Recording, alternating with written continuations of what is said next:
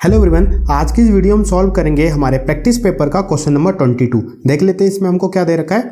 Shown below is a circle with centre O, NQ is a tangent to the circle, find the measure of angle OQN, show your work and give valid reason. देखिए इन्होंने क्या बोल रखा है कि एक circle है जिसका सेंटर O दे रखा है और जो NQ है वो इस सर्कल की क्या है, टेंजेंट है। तो आपको क्या निकालना है, एंगल OQN।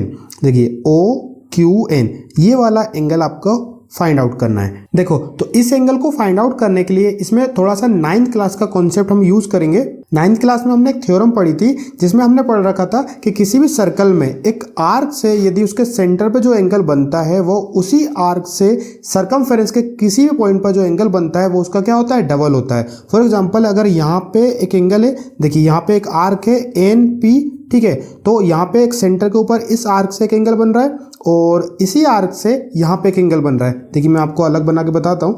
देखिए यहाँ पे एक आर्क से, मान लो ये आर्क से हमने यहाँ पे जो एंगल बनाया, तो अब सरकमफेरेंस के किसी भी पॉइंट पर अगर इसी आर्क से एक एंगल बनेगा वो इसका डबल होगा, ठीक है। फॉर एग्जाम्पल अगर ये 20 डिग्री का है ना, तो ये कितना हो जाएगा, 40 डिग्री का हो जाएगा, ठीक है। तो वही चीज़ हम यहाँ पे भी यूज़ करेंगे। देखो NP आर्क से एक एंगल सेंटर पे ये वाला है और NP आर्क से एक सरकमफेरेंस के एक पॉइंट पर M पर एक एंगल बन रहा है 25 डिग्री का। तो इस थ्योरम का यूज़ करके हम ये वाला एंगल फाइंड आउट कर सकते हैं। तो देखो हम यहाँ पे लिख सकते हैं, है ना, आप चाहें तो थ्योरम यहाँ पे लिख दीजिएगा। देखो तो थ्योरम के अकॉर्डिंग जो एंगल NOP है, एंगल NOP वो डबल हो जाएगा किसके, एंगल NMP के, NMP के, ठीक है, ये वाले के। तो NOP फाइंड आउट करना है हमको। तो एंगल NOP 2 इंटू NMP कितना है, 25। तो ये वाला जो एंगल है वो कितना निकल जाएगा, 50 डिग्री का निकल जाएगा। यानी ये वाला जो एंगल है वो हमको कितना मिल गया, 50 डिग्री मिल गया।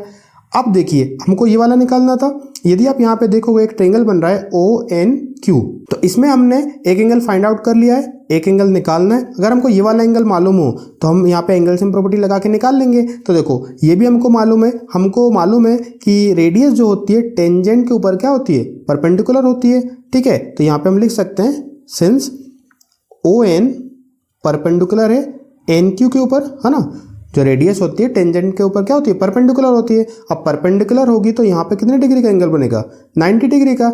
इट मीन्स सो जो एंगल है, एंगल ONQ वो कितने डिग्री का होगा, 90 डिग्री का, ठीक है। अगर ये 90 डिग्री का मिल गया तो ये तो हम निकाल ही लेंगे हम यहाँ पे एंगल सम प्रॉपर्टी का यूज करके। तो देखो in triangle ONQ bye angle sum property, ठीक है। तो देखो यहाँ पे हम लगा लेते हैं ये वाला एंगल 50 डिग्री का, ये वाला एंगल 90 डिग्री का, और फाइंड आउट हमको कौन सा करना है, ये वाला OQN। तो एंगल OQN इक्वल टू कितना हो जाएगा, 180 हो जाएगा।